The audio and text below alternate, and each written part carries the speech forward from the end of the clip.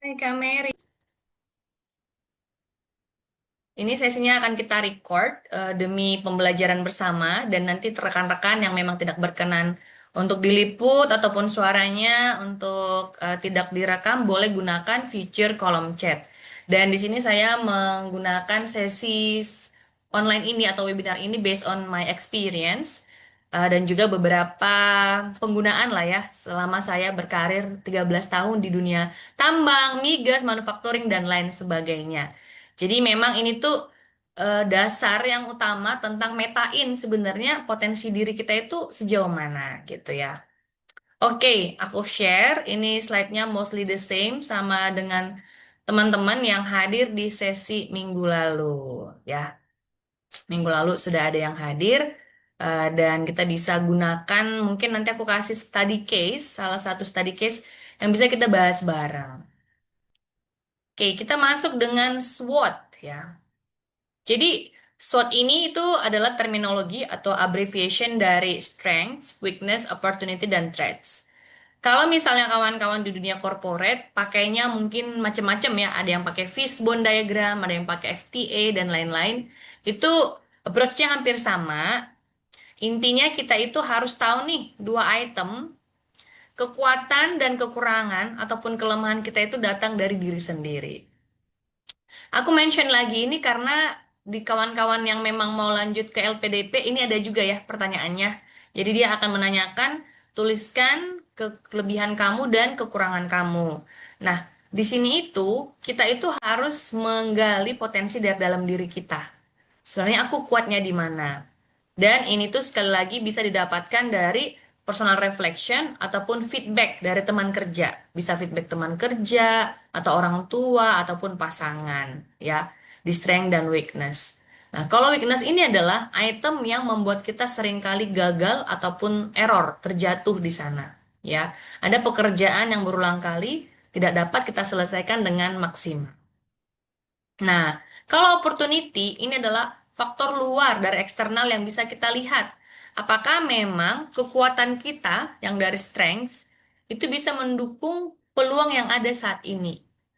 Jadi dalam beberapa hari terakhir itu ada juga yang diskusi, dia maunya jurusan yang berbeda, tapi sayangnya kekuatan ataupun strength dan expertise dia itu belum mumpuni di sana. Jadi mau nggak mau sebagai rekan dan partner saya mengarahkan untuk tidak mengambil peluang yang muluk-muluk gitu loh. Kita kan harus achievable, kita harus membuat target dan juga possibility itu bisa dicapai gitu kawan-kawan ya. Yang khusus apalagi beasiswa, coba lihat kalau opportunity jurusan yang mau diambil itu sekiranya berbeda, itu sebenarnya ada nggak faktor dari kekuatan kita yang bisa mengarah ke sana gitu ya. Itu harus kita lihat nih dari strength. Oke, ini jadi kekuatan ini sesuatu yang bisa kita manfaatkan dan nanti arahnya adalah ke opportunity atau ke peluang. Nah, ini juga dari weakness, ini juga harus kita lihat. Weakness ini peluang mana yang membuat kita itu terancam ya. Jadi kita itu nggak bisa perform di sana, kita itu nggak bisa ambil kesempatan tersebut.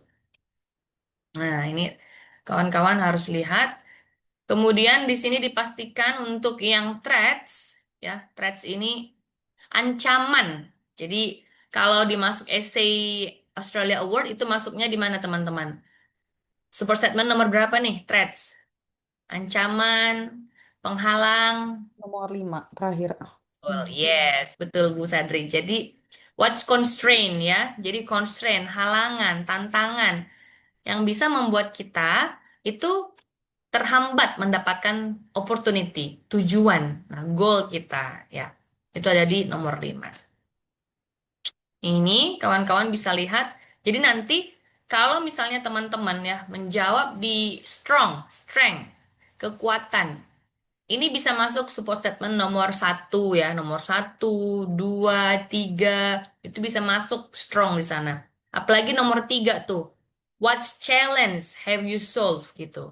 Ada nggak tantangan yang sudah pernah kamu selesaikan? Nah, itu teman-teman, kalau udah bisa metain apa sih strong point saya, itu kawan-kawan bisa ambil kunci itu masuk di poin support statement nomor tiga. Itu ya. Terus kelemahan, Kak. Kelemahan ini bisa masuk di gap di nomor satu sebenarnya ya. Why do you choose this course and institution? Jadi alasan kita mengapa kita memilih kampus dan jurusan itu, kita harus tahu nih, kita gap kompetensinya di mana. Biar nanti itu yang menjadi peluang untuk dipenuhi dari sekolah ini. Ya, kadang kawan-kawan ini ada beberapa di SC1 itu dia hanya menunjukkan kelebihan gitu. Lah terus kalau dia kelebihan, kenapa dia perlu sekolah lagi? Ya kan? Pembacanya akan bertanya, loh dia ini bisa semua loh, dia bisa marketing, dia bisa stakeholder engagement. Nah, terus ngapain lagi dia sekolah untuk manajemen misalnya? Di situ itu di SS nomor satu itu harus kawan-kawan tonjolkan sedikit terkait dengan kelemahan, ya. Baru nanti sisanya tentang kenapa memilih kampus. Oke. Kalau sekilas ini apakah bisa diikutin atau ada pertanyaan, teman-teman? Boleh interaktif dulu nih. SWOT. Oke, masih menyimak ya. Kita simak dulu lagi. Jadi, kawan-kawan ketika memetakan SWOT ini, kemarin ada yang nanya nih, Kak Agnes ini disubmit nggak di aplikasi AAS? Nggak disubmit. Ini tuh hanya kayak kita memetakan personal development kita ya. Misalnya kayak saya nih, aku itu kekuatanku sebagai 13 tahun punya pengalaman di dunia K3, keselamatan kesehatan kerja itu my strength. Tapi kelemahanku adalah di dunia lingkungan. Nah, makanya ketika aku masuk di aplikasi, baru aku petain nih, sebenarnya aku itu gapnya yang mana? Kelemahanku itu di faktor lingkungan ternyata. Kalau aku susun esaiku tentang K3 atau HSE, itu nggak akan menjual, teman-teman. Karena dibuktikan dengan track recordku dari CV, dari prestasi, itu udah cukup nendang di K3. Jadi misalnya kayak kawan-kawan di sini dari Bu Sadri nih, Bu Sadri apa nih kekuatannya minggu lalu, Bu? Hasil asesmen. eh Kekuatannya itu 13 tahun di across various department, Pak. Oke. The previous role, last role apa, Mbak? eh Beda-beda, jadi 2 tahun di sini, terus habis itu pindah lagi 2 tahun di sini, kayak gitu-gitu. Alright. Iya. Proposalnya apa yang mau dipenuhi dari study? Ini apa nih? Apa masalah yang mau diangkat ya? Mm-mm. Biar gap kompetensinya Bu Sadri ngambil jurusan itu bisa memenuhi gitu, bisa mengisi. Itu sih yang pertanyaan. Saya masih bingung di situ kelemahannya apa. Oke. Tapi tadi sih gini, jadi karena saya buat apa esai dulu kan, jadi di situ tuh lack of management role. Jadi meskipun memang 13 Hmm. tahun di various department, tapi itu kan lebih banyak di kantor cabang, kayak Oke. gitu. Sedangkan kalau kita kan kantor cabang itu lebih ke implementation, bukan public policy apa policy maker ya. Nah, Oke, sedangkan good. untuk future-nya itu pengen yang ke policy maker. Sedangkan saya tuh dari segi ilmu ke manajemennya itu belum belum kuat. Kayak gitu sih. Oke, good. Ya, udah. Berarti bagus ya. Jadi di sana ada kekuatan. Bu Sadris sudah memegang beberapa jabatan manajerial, tapi masih di branch level di kantor cabang. Nah, terus kelemahannya mungkin nanti dibuatlah statementnya belum pernah formally educated about management gitu ya kan? Belum pernah mendapatkan ilmu langsung terkait dengan manajemen secara formal. Lalu peluangnya tadi. Peluang ini muncul tadi karena apa teman-teman? Ada kekuatan, benar. Bu Sadri ada kekuatan di manajerial, tinggal peluangnya itu adalah mencari tangga yang lebih tinggi gitu ya, lari ke policy maker. Oke. Nah, nanti di sini ancamannya berarti how that possible ya kan, Bu Sadri? Bagaimana mewujudkan itu? Sebenarnya ancaman ini bisa diselesaikan atau bisa dijembatani oleh Bu Sadri kalau dari kekuatan ini seenggaknya pernah ada sedikit engagement ataupun exposure dengan tim pembuat kebijakan gitu. Pernah terlibat atau pernah ngefeedback atau memberikan masukan. Nah, Kalau nanti itu bisa dikasih beberapa statement, itu akan melemahkan atau menghilangkan ancaman yang ini. Tuh.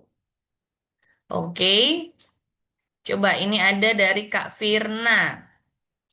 Kak Firna, saya biasanya takut menulis kelemahan karena takutnya dianggap tidak kompeten, Kak. Bagaimana memoles kata untuk menunjukkan kelemahan yang bukan merendahkan diri? Bukan juga humble bragging, tapi lebih ke potensi pengembangan. Nah, di sini itu good question ya, Kak Firna. Terima kasih. Kalau di sini itu adalah bandingkan kekuatannya Kak Firna dulu gitu. Jadi di statement pertama, Kak Firna jelasin kekuatan saya di segi apa. Kayak misalnya kayak saya itu ya, saya punya 13 tahun pengalaman di bidang lapangan. Anggap nih contohnya nih, aku selalu menjadi orang yang gigih di bidang lapangan di bagian safety. Tapi saya ini masih lemah dalam mengkonsep. Nah, mirip-mirip sama Bu Sadri ya, mengkonsep sebuah program, membuat rencana, menyusun tim, itu saya masih lemah. Sehingga ini menjadi lack of competence. Ini menjadi gap yang ingin saya dapatkan dari studi ini. Nah, nanti Kak Vina lanjutkanlah studinya mau apa. Itu nggak akan melihat eh, inkompeten ya Kak Vina, karena kakak kasih dulu satu outlayer, background, strong point kakak apa atau kondisi kakak apa, current conditionnya apa. Jangan langsung kalimat pembukanya langsung dengan 13 tahun bekerja, saya menyadari bahwa saya sangat lemah di ini. Nah, itu jangan kayak gitu. Kasih dulu kondisi awal. Gitu, Kak Vin. Apakah cukup menjawab, Kak Vina? Alright, good ya. Ya, kita lanjut. Nah, jadi teman-teman, nanti kita akan ada sesi sekitar 15 menit. Kawan-kawan, aku akan bikin on pair. Aku akan masukkan berpasang-pasangan di breakout room. Jadi mohon kawan-kawan itu nanti punya apa ya, take away gitu ya. Maksudnya punya catatan. Aku sekali lagi sangat encourage kawan-kawan itu punya buku catatan karena menulis dengan tangan ketimbang take a note dengan gadget ataupun tab itu berbeda ya. Itu berdasarkan jurnal, menulis dengan tangan itu akan menstore ini ingatan kita itu dalam jangka panjang ya. Jadi kawan-kawan nanti akan praktis dengan teman-temannya. Coba sih disadari apa sih yang menjadi kekuatan saya selama ini. Ini bisa saja merujuk pada profesi teman-teman ya. Kalau misalnya teman-teman guru, terus guru sudah memegang beberapa kelas atau beberapa ratus murid, itu bisa menjadi your strength point. Kamu kuat di sana. Atau kamu punya marketing team. Nah, kamu mampu mengclosing ataupun mendapatkan profit, ya itu bisa menjadi kekuatan kalian.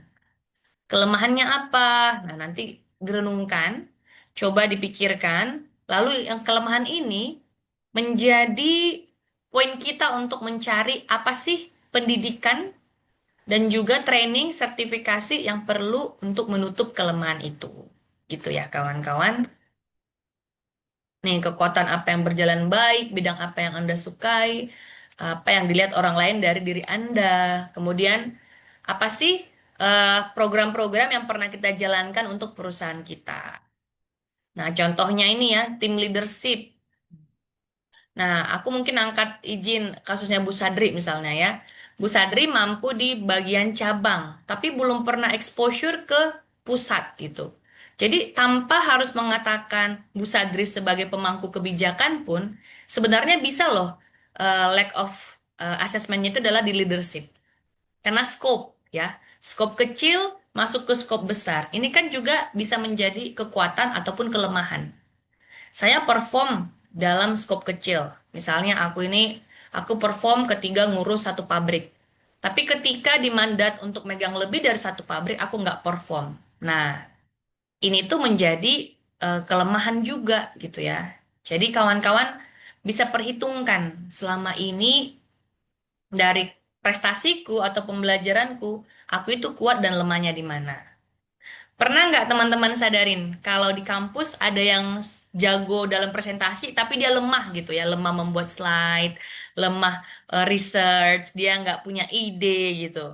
Nah ini aku tuh ya, Aku tuh nggak punya terlalu banyak ide. Aku tuh biasanya cuman bagian toa gitu.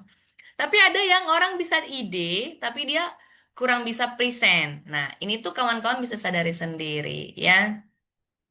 Kemudian data. Nah, nih, di beberapa aplikasi, banyak sekali kawan-kawan yang masih takut atau ragu membuat data. Sementara sebagai adult learner ya, sebagai pelajar yang dewasa. Nah, ini dewasa ini tidak dibatasi oleh usia, tapi seperti kita nih yang masuk ke dunia profesional, yang mahasiswa, itu kita adult learner. Kita itu harus mulai masuk dalam namanya data driven. Ini sangat disarankan buat kakak-kakak, kawan-kawan yang membuat essai AAS-nya. Coba dilihat dari jawaban nomor 1 sampai 5 ada nggak data? Kalau nggak ada data, coba direnungkan lagi gitu ya. Data ini seperti punya kekuatan yang criticality, membuat panelis itu interest gitu. Ketimbang aplikan yang tidak memunculkan data gitu. Ya, ini kawan-kawan bisa review lagi nanti dari personal support statement kalian.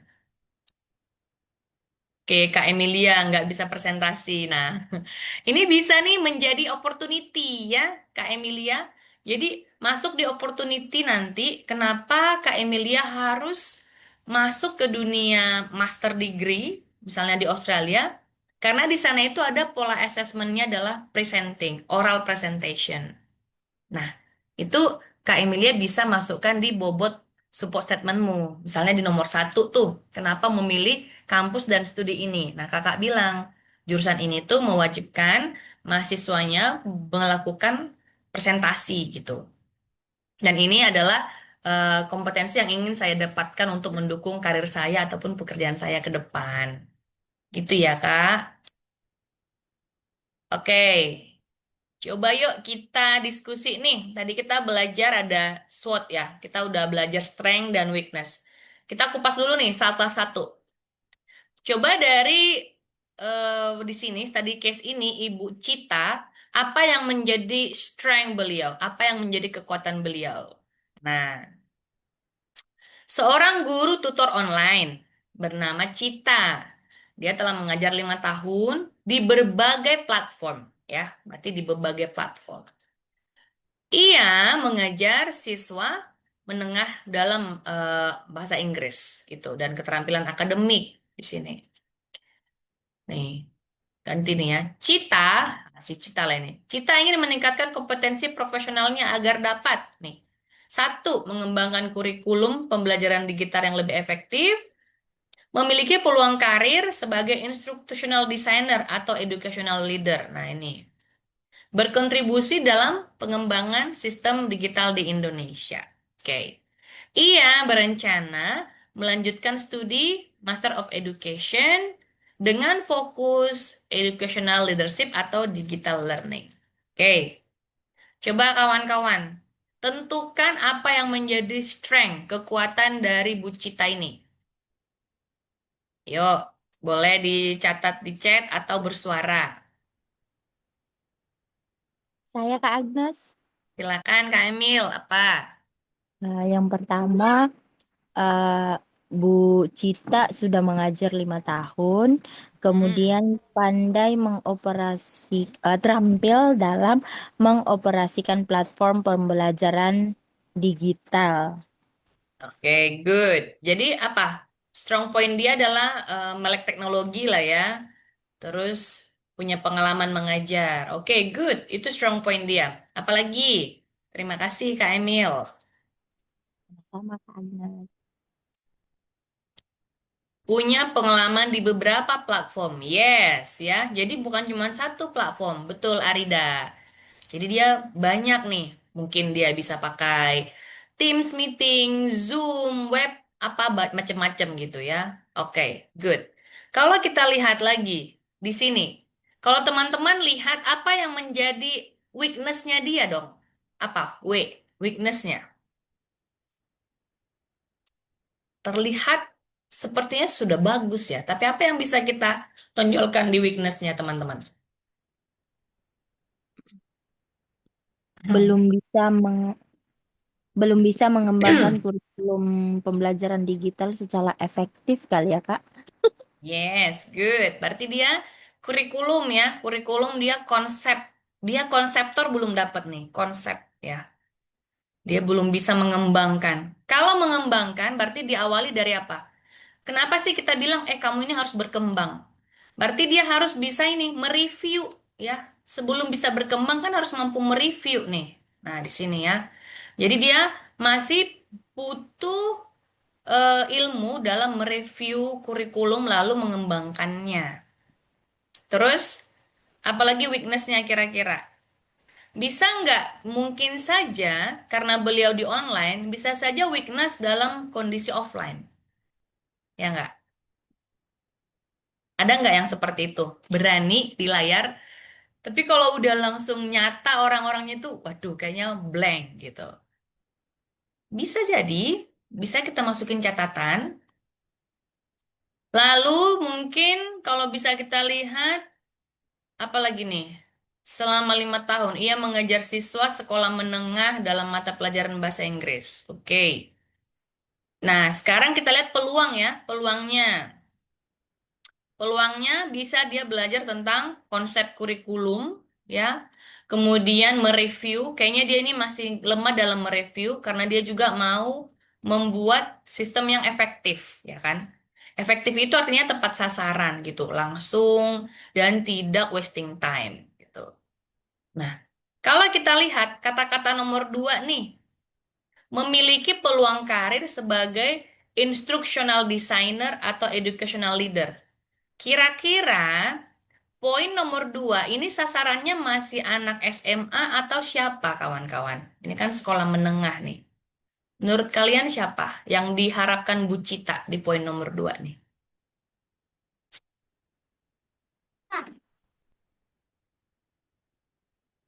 Ada pendapat? Bu Mary?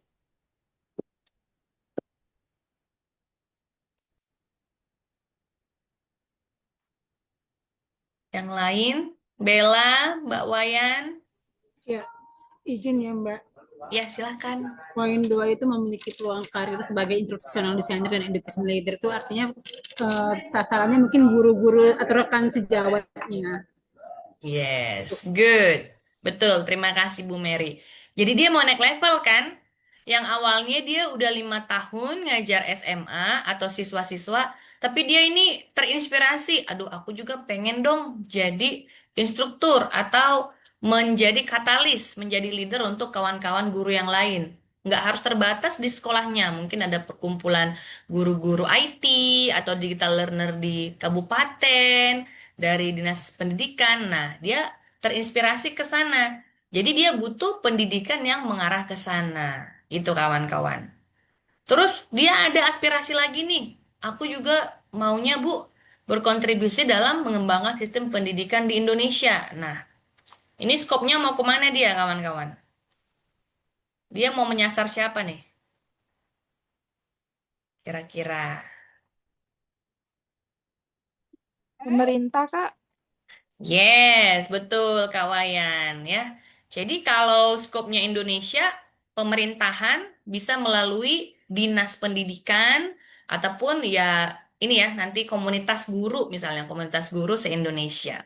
Nah, jadi dia ini apa? Kalian lihat nggak strukturnya? Individu ya. Jadi opportunity-nya itu dari individu dulu. Oh, gapku bisa mengembangkan kurikulum. Lalu naik ke level yang lain. Jadi aku udah terpenuhi nih kurikulum diriku sendiri, aku udah mampu naik untuk menjadi leader, instruktur. Bisa skop kecil. Habis itu naik untuk skop besar ya. Kenapa ini saya highlight teman-teman? Karena di beberapa jawaban esainya kawan-kawan itu langsung skopnya meluas. Belum opportunity yang ada di depan mata. Jadi skop terdekat kita itu apa? Di sekolah kita, di unit, di perusahaan kita. Nah, di organisasi itu dulu skop awal, baru nanti kontribusinya itu naik skalanya sampai ke level yang Indonesia gitu. Nah, ini kawan-kawan hati-hati ya. Ada beberapa esai yang aku lihat itu, dia belum petain nih.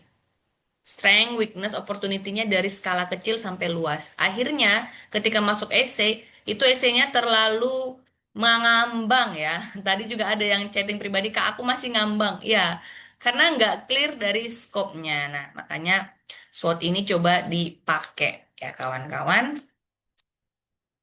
Oke, ada pertanyaan guru aku apa Arida? Ya, ini ya, pengalaman mengajar online, terbiasa menggunakan teknologi, nah, kemampuan siswa yang tinggi, nah, komunitas network siswa, gitu. Lanjut, kelemahannya tadi udah kita bahas. Kelemahan ini bisa juga ya, manajemen waktu, perfeksionis, ragu mengambil keputusan, kurang berani menyampaikan pendapat. Nah, ini juga bisa kita lihat dari kehidupan kita sehari-hari ya. Kita itu kayak masih lebih sungkenan, terus kayaknya udahlah yang lain dulu lah, senioritas dulu. Nah, ini bisa menjadi kelemahan kita. Dan ini kawan-kawan nggak akan ada di kampus Australia ya. Di sana bahkan kita nggak boleh panggil Mister, Sir, apa Prof itu nggak boleh gitu. Harus by name. Suka nggak suka, nelan ludah ataupun enggak, pokoknya langsung. Hey Thompson, James, harus langsung gitu. Gak ada di sana pakai apa silsilah-silsilah gitu ya, nggak ada. Terus di sana itu juga memang mereka lebih banyak student center. Nah, ini teman-teman persiapkan diri student center yang mana kita itu harus bisa mengutarakan pendapat kita immediately, secepatnya gitu ya.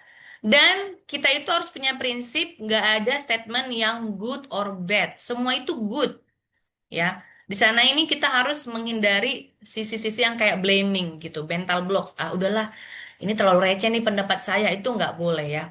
Tapi kalau teman-teman ternyata, Kak Agnes, aku punya kelemahan itu. Nah, kawan-kawan tuliskan ini, dan ini tuh bisa kalian siasati apakah kelemahan ini bisa teman-teman raih saat kalian sudah studi.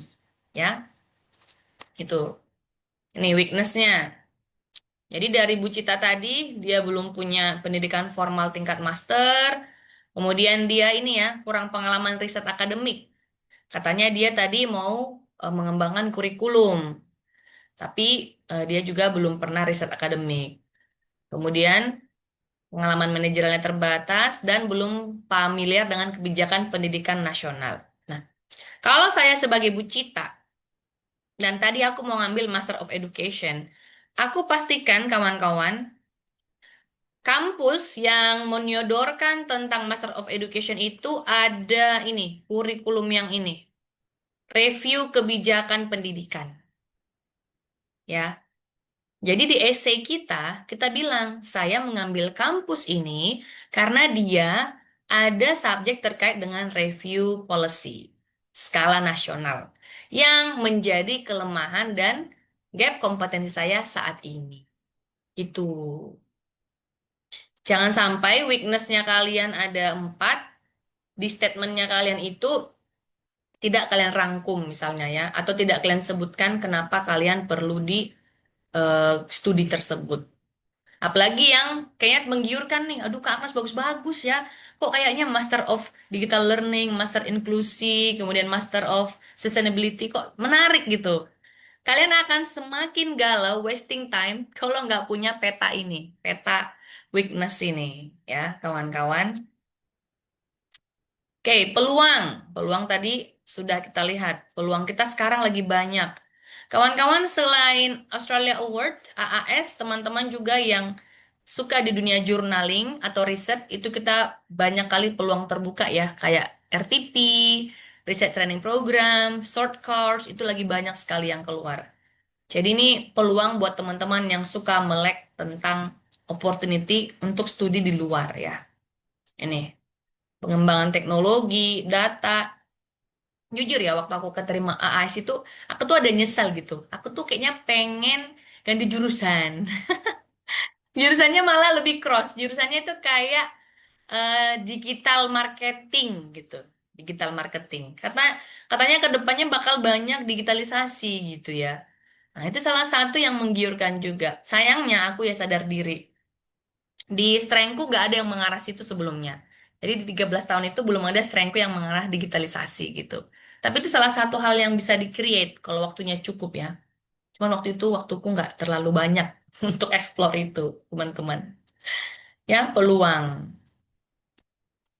Oke, peluang saat ini, ya kawan-kawan banyak ya yang di depan mata peluang kita saat ini tuh banyak sekali untuk kesempatan belajar dan berkarya. Ancamannya, nah, ancamannya apa? Ini ya banyak hambatan, budget, koneksi, finansial, itu banyak sekali. Nih, kalau misalnya tadi Kak Sadri, saya kurang paham nih, apa nih yang menjadi ancaman? Apakah karena ada birokrasi atau apa Bu Sadri ya? Dari pengembangan karir Bu Sadri? Hmm, belum saya cek lagi ya yang nomor 5 itu. Cuman Mm-mm. kalau dari ininya sih, eh kalau teman-teman yang lain itu memang dia udah di manajemen role-nya lebih lama gitu. Hmm. Itu jadi ancaman juga nggak ya? Atau banyak mungkin teman-teman yang baru join gitu, tapi mereka karena udah lebih lama di manajemen role sehingga mungkin chancesnya untuk apa ya mereka ke jenjang karir yang lebih tinggi itu lebih lebih dapet gitu dibandingkan dengan saya. Oke, itu masuk di birokrasi juga nggak Bu Sadri? Syarat birokrasi untuk sekian tahun pengalaman kerja? Nggak ada sih, nggak ada. Oh oke ya udah. Berarti kalau tadi masuk di birokrasi, aku akan tuliskan ancamannya birokrasi, birokrasi issue ya. Jadi ibaratnya aku ini mampu nih, tapi kayaknya kita itu ada certain role gitu ya, mengatakan harus 10 tahun pengalaman. Nah itu bisa jadi ancaman. Tapi kalau misalnya ke Bu Sadri, berarti minimnya exposure untuk manajerial di posisi Mm, pemerintahan ya, iya, gitu. Atau minimnya exposure ini adalah kesempatannya yang tidak ada, atau jalurnya yang tidak ada, posisinya tidak ada, itu dipetakan lagi, Bu. oke Atau oke. kayak sponsornya, supportnya di atas ada nggak yang misalnya mempromosikan Bu Sadri gitu. Oke, iya itu mungkin juga salah satu yang menarik ya. Iya benar, karena itu bukan suatu yang ibaratnya masuk nepotisme ya, tapi suksesor gitu. Sama kayak saya misalnya, ketika saya sebagai manajerial, dari 13 anggota yang ada di bawah, itu kan saya harus punya suksesor minimal dua. Jadi mereka ini yang selalu menggantikan beberapa pekerjaan criticality dari saya. Kenapa? Karena saya kan mau nyari tangga lagi untuk naik, step up. Lalu berarti dia harus ready untuk menggantikan saya. Nah, di sini itulah paling kritikal adalah coaching and mentoring, teman-teman.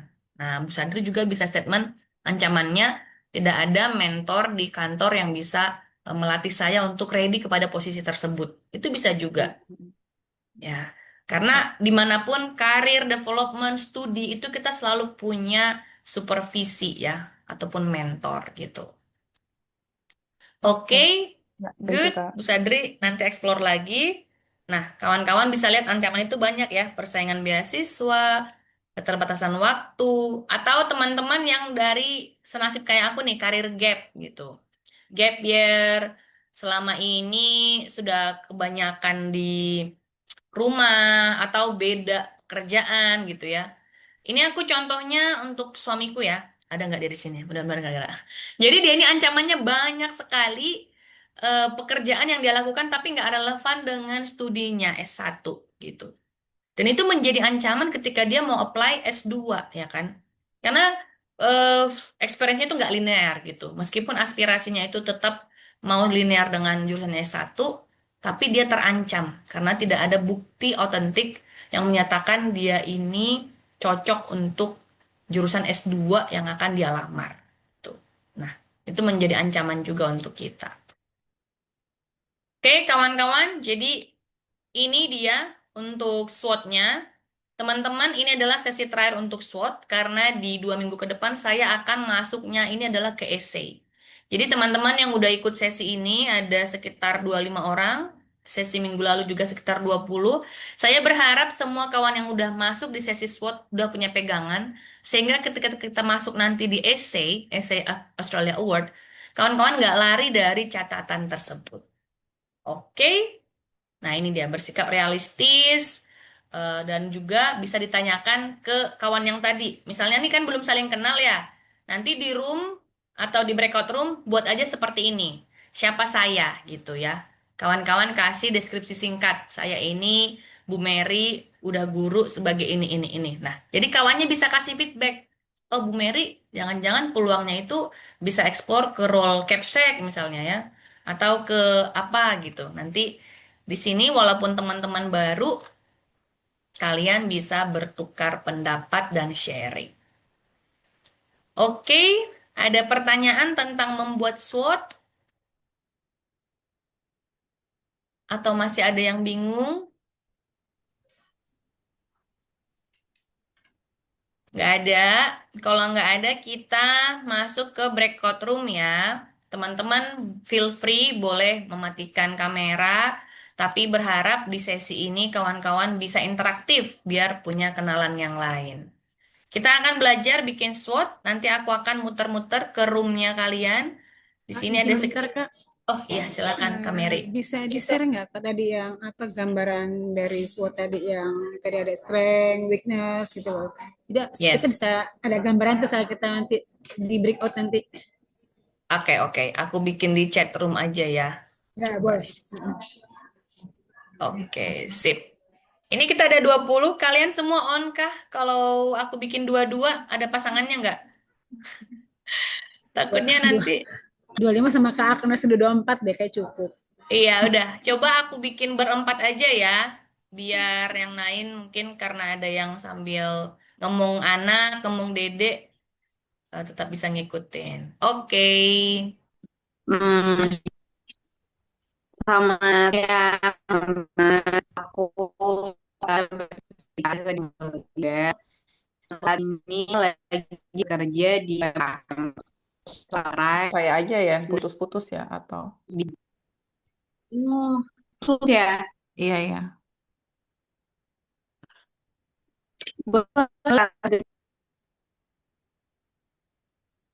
Lagi di mana Ibel? Kayaknya koneksinya deh.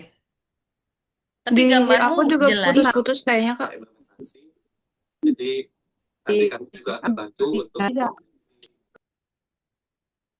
Saya apa tuh? Sama threadnya itu aku masih harus menggali lagi gitu. Itu sih kalau Mm-mm. dari aku, Kak. Emang sebelumnya Rida opportunity-nya hanya berbau dengan pengembangan dari strength-mu ya? Gitu ya, Rid? Mungkin lebih ke ini sih. Jadi aku nggak menyadari kalau si opportunity ini tuh datang dari mana gitu loh. Kan Hmm, baru tahu tadi waktu Kak Agnes itu present gitu. Ternyata si opportunity ini tuh datangnya dari strength gitu kan. Iya kan, yes. bener kan? Nah, Betul. aku selama ini berpikir opportunity itu datangnya itu dari apa yang kita ingin dapat dari untuk memperbaiki weakness-nya gitu loh, Kak. Itu bener nggak sih? Oke. Jadi kayak aku selama ini Ya, salah persepsi gitu. yes. Itu bisa juga ya. Misalnya kalau kita mau jalannya agak panjang bisa kayak gitu, Rid. Jadi kalau jalan yang lebih panjang adalah opportunity-nya itu meningkatkan apa yang menjadi kelemahan gitu kan. Ah, aku nih kurang pintar di segi leadership. Jadi opportunity-ku itu lebih banyak mendongkrok tentang leadership gitu. Sementara jalan tercepatnya adalah opportunity dari kekuatan kita. Ya kan? Karena kita udah punya Betul, modal gitu. betul, betul. Kita udah punya modal tinggal improve lagi. Jadi peluang yang Oke, achievable gitu loh. Ini yang untuk oke. short term. Short term ya, Rit. Kalau Hmm. untuk yang short term, apalagi di aplikasi Australia Award, kalian harus pakai kekuatan nikahnya sama peluang. Jangan yang Oke.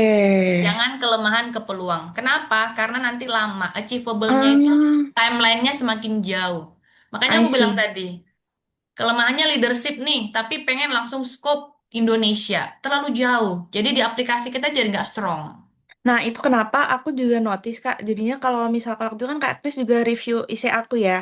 Jadinya Mm-mm. itu tuh apa yang aku tulis sebagai jalan keluar kan ditanya tuh Kak, dalam beberapa tahun ke depan setelah kamu lulus tuh kamu tuh mau pakai apa sih ilmu kamu itu intinya kan Mm-mm. pertanyaannya di statement jadinya tuh kejauhan gitu aku notice-nya Betul. itu sih jadi itu sesuai sama yang Kak Agnes review juga ini tuh terlalu jauh kamu harus fokus ke satu apa ya ibaratnya tuh memilih dulu satu apa yang mau dikerjakan yang achievable di dalam waktu dekat gitu kan. Yes. Jadi harus terukurnya di situ dulu. Boleh kita bumbui ya, kayak Ibu Cita ini dia boleh dibumbui kok. Misalnya Dia mau kurikulum, dia mau yang lain-lain boleh. Tapi kan yang pertama dia pembelajaran digitalnya dulu yang mau dia Mm-mm, tingkatkan. Karena itu adalah betul. ladang dia gitu. Jadi terkesannya itu ya memang koheren ya, misalnya linear gitu. Baru nanti yang lain-lain ya. Tadi juga diskusi tuh sama Bu Mary ya. Bu Mary di bagian guru bahasa Inggris. Udah hampir 20 tahun.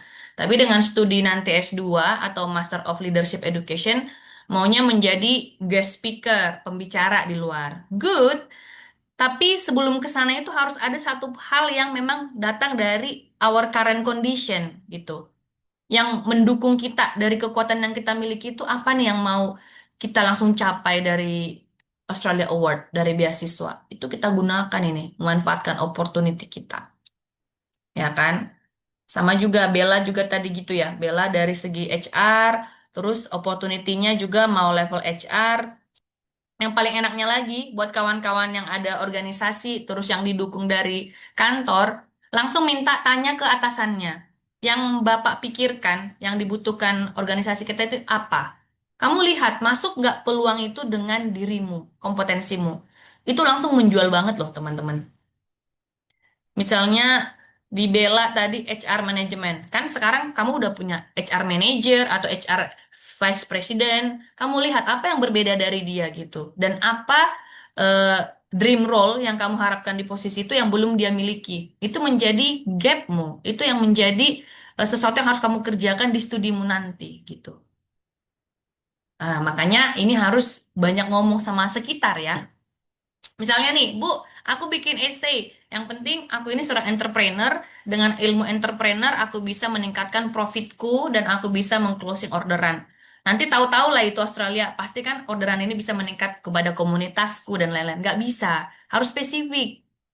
Jadi setelah kamu dikasih bekal, lalu apa nih yang menjadi oportunitas selanjutnya? Kamu udah punya ilmu entrepreneur, opportunity selanjutnya apa? Mengembangkan misalnya 5 atau 10 UKM terdekat, UMKM terdekat. Itu harus clear di sana kawan-kawan.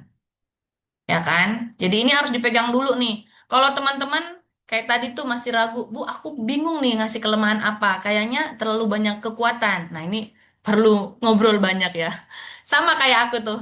Aku orang yang sangat perfeksionis, jadi kayak sulit gitu mencari kelemahanku apa gitu ya. Apa ya kelemahanku? Tapi ini aku sadari karena aku nggak bisa jujur dengan diriku sendiri, aku melihat beberapa pekerjaanku yang sering nggak perform maksimal, ya. Jadi pekerjaanku yang kayaknya itu aku tuh nggak bagus di manajemen waktu, kemudian aku itu nggak attention to detail.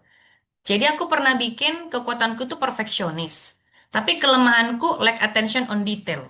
Lah, kan udah salah satu kontradiksi ya. Jadi aku tekot nih yang kekuatanku aku lepas yang perfeksionis, I leave it the kelemahan di lack of detail gitu. Jadi hati-hati kawan-kawan, jangan sampai kekuatan dan kelemahannya juga kontradiktif. Pasti ada salah satu itu yang menang. Walaupun semi-semi, tapi cari yang mana yang paling sering ini menang gitu. Dulu kekuatan kita adalah individual kontributor ya. Aku tuh sangat individualis karena aku adalah auditor. Jadi lead auditor itu nggak perlu dengar kata tim karena aku I make the decision gitu. Tapi sering waktu itu nggak bisa masuk di pekerjaanku di konsultan. Konsultan aku harus menjadi fleksibel. Aku harus mendengar masukan klien. Bahkan suka nggak suka aku harus menservis dia. Nah, disinilah aku masukkan di jurusanku yang tadi di S2. Kenapa aku ngambil subjek yang ada namanya eh, communication science, ya. Jadi caraku berbicara. Communication science itu nanti aku belajar cara teori persuasif orang di posisinya dia. Jadi bukan kayak gini teman-teman. Nah, dari mana Kak Agnes tahu? Ya I read the course gitu. Aku baca, aku lihat semuanya. Q1 belajar apa, Q2 belajar apa. Kenapa teman-teman? Kalian yang di research ketika interview, kalian akan unggul. Jadi nggak kagok. Ya mohon maaf, aku bilang lagi, banyak esai yang dititip. Banyak esai yang bagus. Banyak esai yang dibantu, gitu, misalnya gitu. Tapi ketika masuk interview, nggak bisa dipertanggungjawabin kan? Karena nggak membuat dari diri sendiri, gitu loh. Ya, baca, baca, baca. Oke, ada lagi? Yang lain? Ada yang insight hari ini? Kalau nggak ada, Um, ya silakan Mbak Sibel, Mbak Ibel, Mbak Sibel. Mungkin dari aku ya kayak aku tuh Mm-mm. lebih ini sih lebih tahu juga mengenai supply chain ya karena tadi Kak Sadri di bidang itu jadi Good. jadi ngobrolnya enak gitu sharing-sharing jadi bisa kayak apa ya oh ternyata emang bener gitu kalau misalnya lebih baik kalau ada store gitu yang jadi kayak headnya gitu memonitoring toko-toko kecil gitu. Nah itu sih maksudnya. Wow, Gitu. keren. Good ya, Ibel. Ada takeaway ya hari ini. Dari Kak Sadri ada masukannya juga. Kalau Kak Sadri apa Kak Sadri? Kakak kan udah 2 kali sesi nih. Apa dong yang menjadi takeaway Kak Sadri ini? Sama Kak Tadi Prince juga udah 2 kali sesi ikut. tadi aku tuh apa ya, karena ini tuh lagi proofread essay juga Kak sama apa Wordy lain gitu kan, jadi nyari inspirasi aja gitu. Apa ya, maksudnya biar keluar nggak cuma di POV ku aja gitu. Jadi aku juga pengen ngelihat dari apa ya, kayak cara pandang orang lain kayak gitu sih. Jadi itu sih insight yang Mm-mm. aku bawa pulang hari ini. Yes. Kak Sadri tapi sejauh ini udah firm ya dengan jurusan, tinggal esainya aja yang kurang dimatang gitu ya. Udah firm. Nah, dari Kak Agnes kan kemarin tuh feedbacknya sebenarnya udah strong ya, tapi kan ngasih Mm-mm. masukan buat di proofread lagi sama mentor yang lain. Aku ke Mm-mm. mentor yang lain Kak, dan ada banyak komen. Nah, cuman Good. semakin ke sini kan banyak webinar-webinar nih. Nah, itu tuh aku ikut-ikut gitu. Jadi Mm-mm. em, apa ya, kayak akhirnya tuh jadi kayak dikumpulin gitu semua masukannya biar satu kali perbaiki gitu ya esainya Kak kayak gitu. Dan memang kalau kemarin itu meskipun dibilang strong ya, tapi ternyata masukan dari mentor lain itu bahwa kita tuh harus spesifik. Misalnya kayak kenapa Yes. institusi ini, kenapa kampus ini. Jangan cuman karena oh karena ada mata kuliah ini atau karena em, kampusnya apa ya, kayak atau akan ada profesor ini, tapi justru kalau paling tidak tuh harus ada lebih spesifik. Misalnya, oh kenapa di Adelaide University? Karena di Adelaide University misalnya dia ada research center yang berhubungan dengan ilmu ini, dan dia Betul. industri connection itu untuk jurusan itu sangat kuat. Jadi itu adalah alasan spesifik kenapa kita pilih Adelaide University. Atau misalnya kemarin tuh dikasih contoh, Yes. let's say misalnya di Unimelb. Di Melbourne-nya itu ada dinas kedinasan lah gitu, yang dinas ini tuh dia punya program ini gitu, sehingga Mm-mm. kalau kita kuliah di Unimelb kita juga bisa misalnya kayak berkolaborasi dengan dinas tersebut yang di Melbourne gitu. Jadi Betul. memang harus spesifik itu kayak gitu sih Yes, yang aku harus dapat.